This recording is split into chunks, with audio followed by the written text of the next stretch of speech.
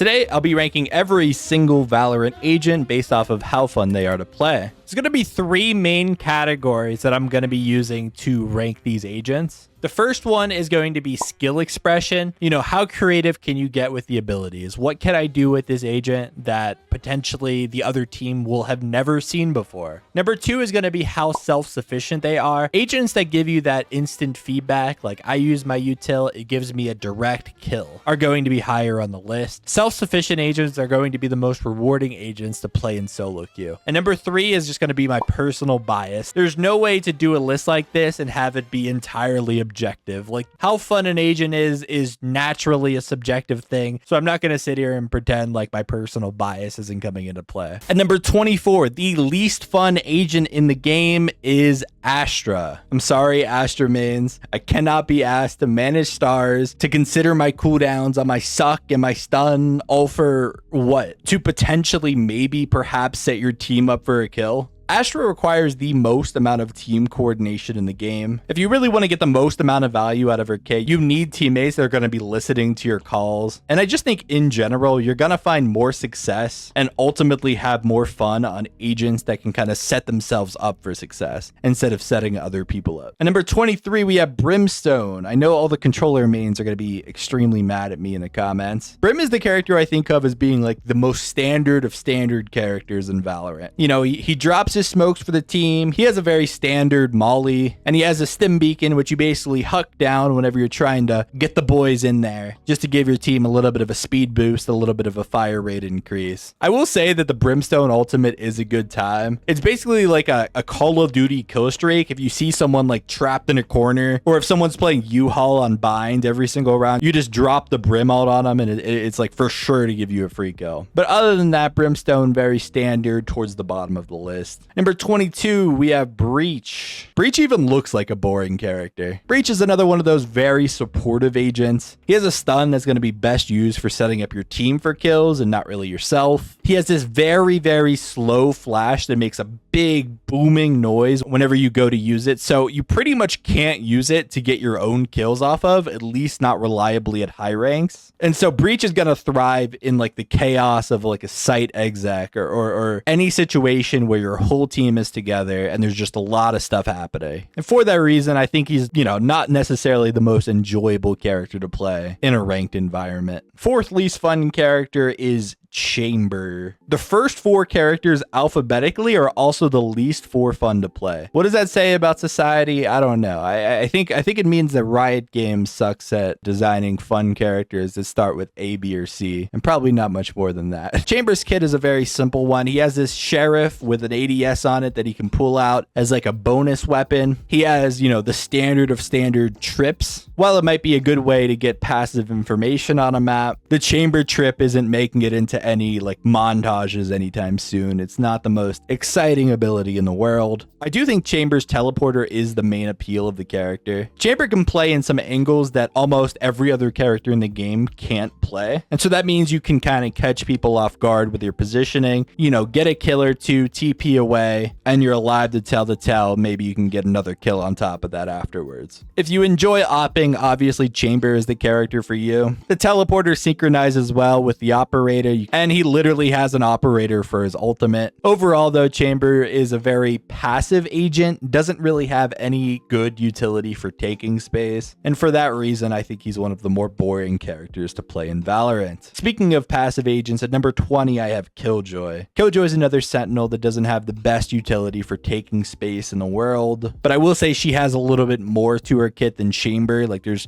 different like nerd shit you can do with your setups and like different strats on eco rounds. I'm gonna put my molly here and my alarm bot here, and I'm gonna swing off my turret and blah blah blah blah blah. A lot of people have a lot of fun playing Killjoy. There's tons of videos on YouTube of like setups and stuff that people go crazy for. And I do have to admit that if a team like runs into your site and you absolutely just melt them with the microwave setup, that's a pretty satisfying experience. But on the attack side, Killjoy, you feel kind of helpless, especially in ranked, when you have the duelist that doesn't want to go in, or the initiator that doesn't give good recon for your duelist. And it's just like you're just sitting there on little old Killjoy, like basically of no help to your team to actually get in there and take the site. Next up, I have Reyna. Now, I think some people will say that I have Reyna a little too high. Some people might say I have her too low. Reyna's kit is very standard. She doesn't have any supportive util for her team. I mean, I guess you can kind of call her Lear a supportive util, but honestly, like half the time you're using it for yourself to swing anyways. But the thing is, to use half of Reyna's kit, you basically have to get a kill first. And because of that, if you're not hitting shots, if you're not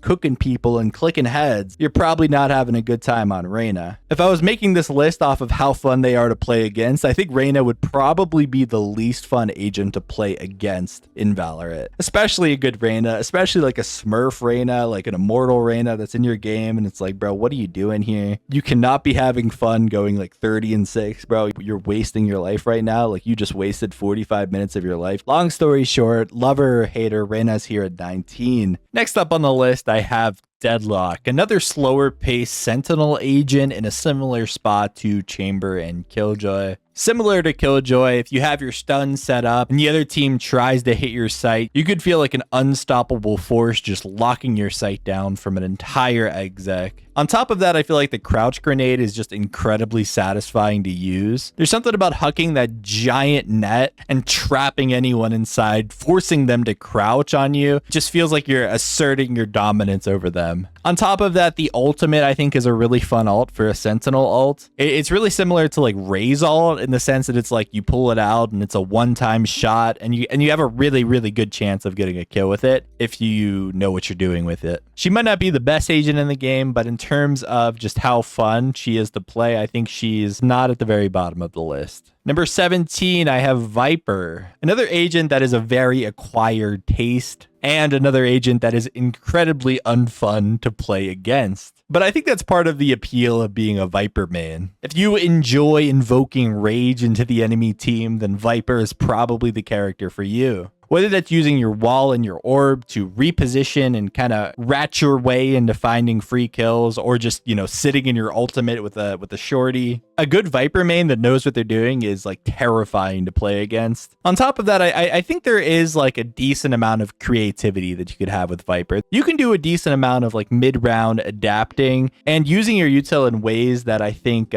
people don't quite expect. And I feel like there's a ton of stuff that you can learn if you want to be a Viper player. Next up, we have Gecko. Gecko's a very, standard initiator. His kit in itself doesn't really have a ton of skill expression compared to like a Sky Flash where you can maneuver around corners and kind of do some creative stuff with, or like a KO who you could like learn like specific left click lineups to set your team up for success. Gecko, you just kind of huck your util. You huck the Dizzy, you huck the Wingman, and all of a sudden you have the space for free. The skill expression of Gecko is more about the timing of it. Like, do I use this flash for information? Do I save it to try to set my team up? On top of that, using Wingman to get the bomb down so you can just focus on your crosshair. To me, planting the bomb is one of the most unfun things to do in Valorant, and Wingman literally lets you not have to plant the bomb. It lets you actually be able to like shoot and protect the Wingman, and if the Wingman dies, then so be it. That beats having an actual person die trying to plant the bomb. Gecko comes in at number 16. Next up on the list, we have Sage. I think Sage has the reputation of being an extremely supportive agent, but in reality, like, you don't actually have to interact with your team all that much at all. Pretty much if you happen to see your teammate low HP, you heal them up. Other than that, you can pretty much focus on yourself and the enemies. Whether that's throwing your Sage slows at like just the right time to stop the enemy push, or like getting that big res off right in the heat of the moment to swing the round from like an unwinnable round to back into your favor. I think Sage can be a lot of fun. Obviously, her most fun ability is the wall. The stuff you can do with it, like grim walls and stuff like that, like you can take angles on Sage that no other agent can even get close to taking. The only downside to this is it's not necessarily the most viable strategy to do round after round. Usually, you're probably going to be better off just using your wall in like a more standard sense, walling a lane off so you don't have to think about it, stuff like that. And, if the grim wall strategy was more viable to the point where you could do it all the time, then maybe Sage would be even higher on the list. Number 14, I have the newest agent added to Valorant. I have Clove. Now, when Clove came out, I honestly thought that they would be a lot of fun. I honestly thought that they would be like top 5 agents in the entire game for me. Basically, a character that can smoke for the team and then pretty much just focus on your crosshair and trying to frag out from that point on. Whether it's using your metal to try to set yourself up for kills, or, once you're able to get that kill, heal yourself up, give yourself that speed boost to give yourself an extra advantage in the next fight. But I think Clove is just a little too simple of an agent. There's not enough you can do with Clove for me personally to have them any higher. In my opinion, the main differentiator between Clove and like Astra or Brimstone is the death smokes. I don't know if it's just me that gets bored after I die in a round and I have nothing to do and I'm just sitting there watching my horrible teammates. But when you play Clove, you could actually still have influence over the round. You can drop a smoke, help your teammate get the bomb down, help your teammate get the defuse, smoke off a lane for your team. And because you can smoke after you die, it frees you up to be able to take more aggressive fights when you're actually alive. Because hey, if I die, I can still smoke for my team. It's fine. Number 13, I have Harbor. Now, Harbor does have the potential to be higher on the list. The amount of creative plays you can cook up with the high tide is basically limitless. You can do stuff with a Harbor comp that you simply couldn't dream of doing with any other comp in the game. Now, I think the reason why Harbor's pick rate is so low is because like Harbor doesn't have global smokes. If the other team is hitting A and you're playing B, you just can't really smoke for them all that well. And this means to make Harbor work, you pretty much always have to have double controller, which is just not going to happen very much in solo queue. People don't like playing controller. If you just look at this list, a lot of the controller agents are towards the bottom. And I think if you poll the community, I think the community would agree with me that controller is probably the most boring role in the game. Now, like I said, I think Harbor does have the potential to be higher. Like if they reworked him in some way to make him more viable as a solo controller, I think Harbor would be like top 5 in the game. But as of right now, he comes in at 13. Next up is going to be KO. KO is one of the hardest agents to master in Valorant. Since his release, KO has consistently had the lowest win rate in ranked at every single rank in the game. And I think a big reason for that is just because you can't just pick up KO and suddenly be good at him. The best KOs have left click flash lineups for pretty much any spot on the map, and they can find the lineup very quickly. They're not like, hold on guys, wait for my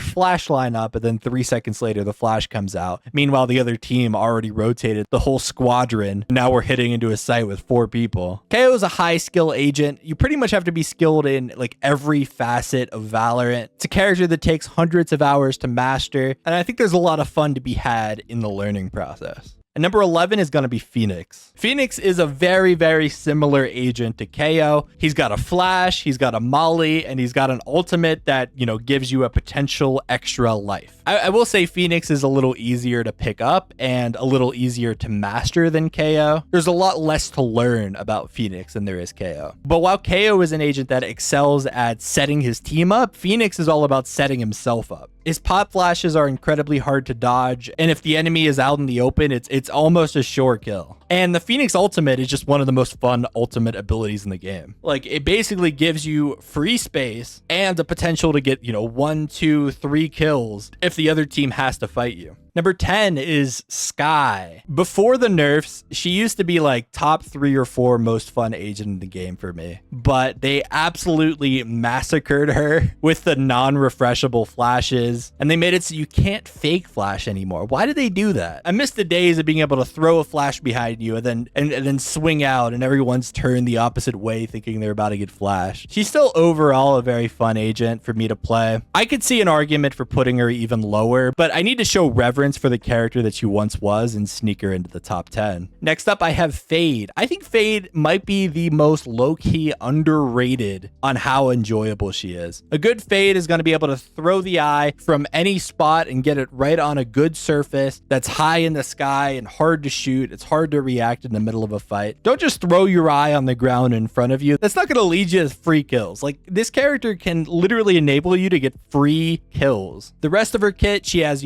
prowlers that you can actually fight off of. Whereas where the Sky Dog is more of just a recon ability, and if you're going to set up anyone for a kill, it's going to be your teammate and not yourself. The Prowlers you can kind of throw in to clear an angle, and then if they're there, you're just going to win the fight. It's just going to give you such a big advantage in that fight. The Fade Seize is also a fun ability to use. I think anytime you see like a big like Seize nade play in the mid round, like that, to me, that's all the skill of the Fade. The ability to get that Seize, lock them in a circle, right in the right spot, out right at the right time. To me, Fade is just fun. She's just fun. At number 8, I have ISO, the worst agent in Valorant, but it's also the agent that I've been playing the most recently. This is definitely an agent where my personal bias is playing a major factor into his placement. ISO's whole shtick is giving himself like little slight advantages in gunfights. Whether it's the personal bubble shield that will eat a bullet for you, or throwing out the contingencies so you can peek from a slightly unexpected angle, throwing off the enemy's crosshair. I do think contingency, by the way, is the worst ability in the game. Like, please, Riot, give us ISO mains a slightly better contingency, because right now it is not very good. Or the ultimate, which you have like 2 shields to play behind compared to the enemy's 1. Like, ISO is the king of 55-45s. If you want to play an agent and like always have like a 55% chance of winning a gunfight, ISO's the character for you. Number 7, I have Cypher. I think a lot of people would have Cypher around the Killjoy Chamber tier of this list, but the main difference that makes Cypher stand out for me is that Cypher has the tools to get active and take space. Cypher can pop his 2 cages anywhere on the fly and basically function like a jet smoke. You can use them to pop through a choke, or you can just throw down on the fly in a super chaotic situation and save yourself. You could also use the camera as like a pseudo initiator tool. Just throw it in, clear some corners for you, potentially get a tag, and you can just take space off of that. Cypher also, of course, has the same strength as the other Sentinels in that you can really hold space all by yourself and really like cook the enemy team if they try to hit your site. Number 6 is Neon. Neon is naturally one of the most fast-paced agents in the game. Neon is all about go, go, go on the attacker side. She's incredibly explosive. Neon's movement is something that's going to take hundreds of hours to fully master, and a good Neon can really use her movement to give herself a big advantage in a gunfight. On the defensive side, her util is a little lacking, of course, but you can kind of always be in the fight. If your team gets info that they're going C, pretty much in a hop, skip, and a jump, you can be there and be straight into the action if you just sprint across the map. Moving on to the top 5. At number 5, we have Sova. Sova is maximum nerd potential. There's more nerdy shit you can learn on Sova than any other character. If you enjoy cooking up recon lineups or like post-plant shock dart lineups, you can really get lost in the sauce and end up spending a ridiculous amount of time on that. And I think a lot of people enjoy cooking stuff up like that. The ultimate is, of course, very fun. You can use it at the start of a round, get a free pick. If you use it on the exec, like let's say you recon over and pop the ult just as your team is coming through the choke, you can really cook the enemy team. Sova has one of the highest skill ceilings in the entire game. For that reason, he's got to be in the top 5. Number 4, I have Jett. If I surveyed the Valorant community on this exercise, I think Jett would probably be the most popular choice for the number 1 most fun agent in Valorant.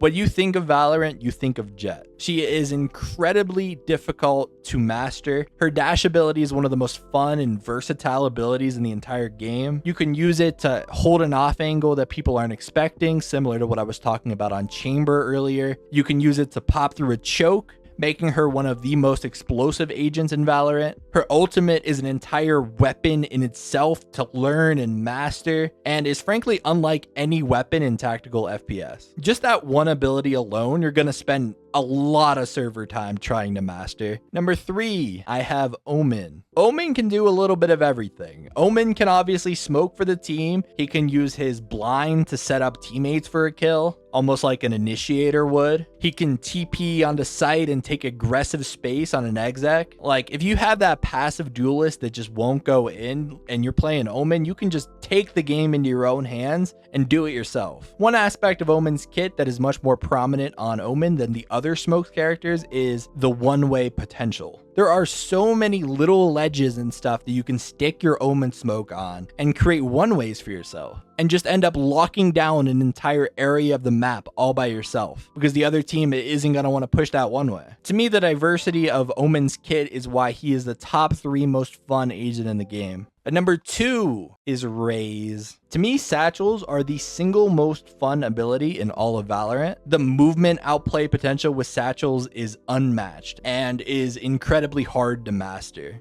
The difference between a bad Raze and a good Raze is night and day. Even at the professional level, the gap between the best Raze in the world and just a good Raze is noticeable. You can see the difference. On top of the satchels, Raze has a boombot that is a useful scouting tool for yourself, a nade that can stop an enemy push in its tracks, and a rocket launcher ultimate that when you pair it with the satchels creates some of the most insane plays you could possibly see in all of Valorant. The most fun agent in Valorant is Yoru. It was always going to be Yoru. Yoru is such a blast to play. No agent in the game comes close to the creative outplay of Yoru. Whether it's flash TPing yourself in, fake TPing, placing your clone down and popping it to fake presence somewhere you're not in the mid round or the post plant. To say a good Yoru is tricky to play against is an understatement. Taking the time to learn Yoru, to learn what works on Yoru, is an investment that is definitely worthwhile in my mind, and that's why he's the most fun agent to play in the entire game. Let me know, what do you guys think is the most fun and least fun agent to play in Valorant? Thank you guys for watching.